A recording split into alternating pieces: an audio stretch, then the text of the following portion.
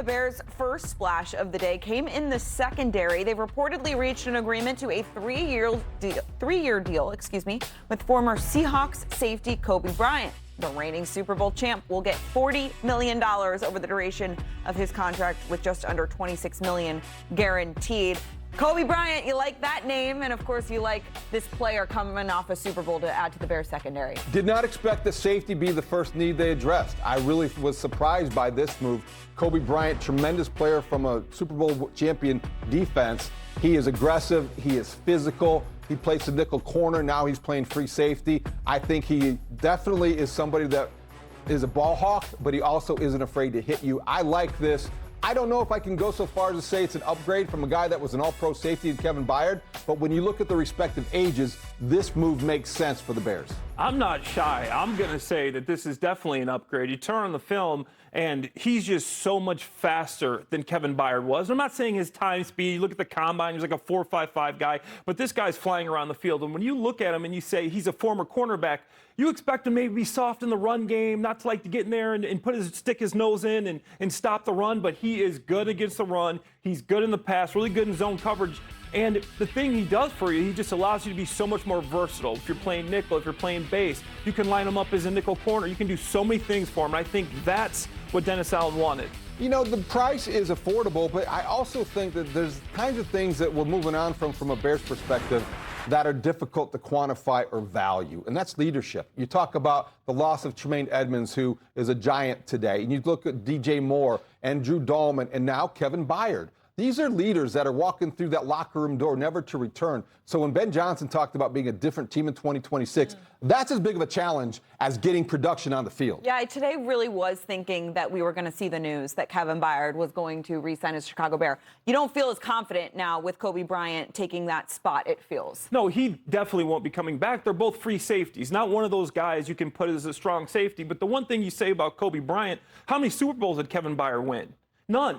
Yeah. Coby Bryant is coming off a year. Unfair. I know it's unfair. Good point. Unfair. I know, but I'm saying I object. He's been there and he's won a Super Bowl. No doubt. So that brings leadership in itself. And when you're in a locker room and a guy's won a Super Bowl as a player, you look at that guy and go, wow, he won the Super Bowl. Whatever he does, I'm going to do. Really good point. Yeah. Yeah, I think that was what he brings, that sort of swagger to the secondary that already has a lot of confidence. I think it's interesting when you look at Kevin Byard's season last year, obviously led the league in interceptions. That's something that isn't necessarily transferable year to year at that position. So I think when you look at just the players in and of themselves, you get a lot of value for a younger free safety that's earlier in his career and can potentially serve a longer purpose in your secondary than Kevin Byard could. And something I like, which is a small thing, you watch him on tape, he's got so much energy. He's around the ball. He's pumping up the crowd. He's just a guy that brings a juice. Yeah. And there's you can't. We like juice. We like juice. Like the juice. We love juice. I'm excited to see sort of what his personality is and if he is able to be that sort of voice of the locker room the way Kevin Byard was in that secondary.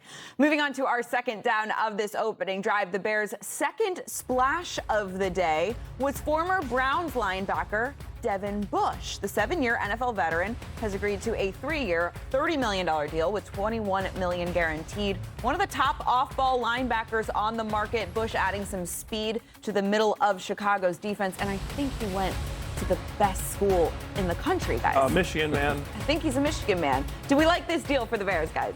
I think he's athletic. He's a good off-the-ball linebacker with instincts. He was a 10th overall pick of the Pittsburgh Steelers, so he does have that pedigree.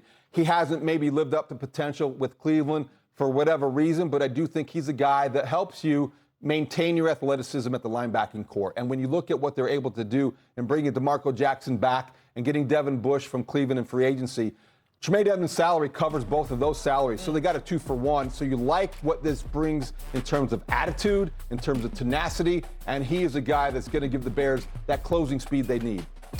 I didn't know what to expect when I heard about the signing, went on turn on the film, and I couldn't be more impressed with this guy. He's undersized, 5'11", 230 pounds, but he is active. You know what he has? Juice, and he's got a lot of range. He's fast. I think the Bears linebacking position is better than it was because this is a better fit. This is a guy that is really good in coverage and against the run. Your guys at PFF had the 4th best grade against the run, the 9th best in coverage. He can guard a slot receiver. He can guard a tight end. There's nobody on the field that he's going to have to guard tight end wise. It's going to be more athletic than him. Look at his combine numbers. It still looks like it's showing 4.4, 40-inch vertical, 1.5 broad, 1.5 10-yard dash. This guy's explosive. He's fast, changing direction. I really like this signing. Neville Gallimore, the defensive tackle they signed, 2 years, $12 million, former Colt. Do you think he replaces Andrew Billings? Is that his role in this defense? I think he's going to be a guy that's battling to make the roster. I'm not a big. He's good in pass rush situations. He can get to the quarterback. He's but athletic. you can't sign a guy for $6 million a year. Yeah, he'll be and then have a roster bubble. He's got to play a role, right? I've only watched a couple games, but what I saw from him, he's not great against the run. And once again, your guys at Pro Football Focus ranked 97 out of 100 defensive tackles against the run. And when you turn on the film, that's exactly what you see. Right. And the Bears were one of the worst teams in the league at stopping the run. So for me, I think they need to bring in another big-time run stopper to go with him on pass rush situations. You mentioned DeMarco Jackson. He will be back as a Chicago Bear. Daniel Hardy, that keeps a very good special teamer on your roster.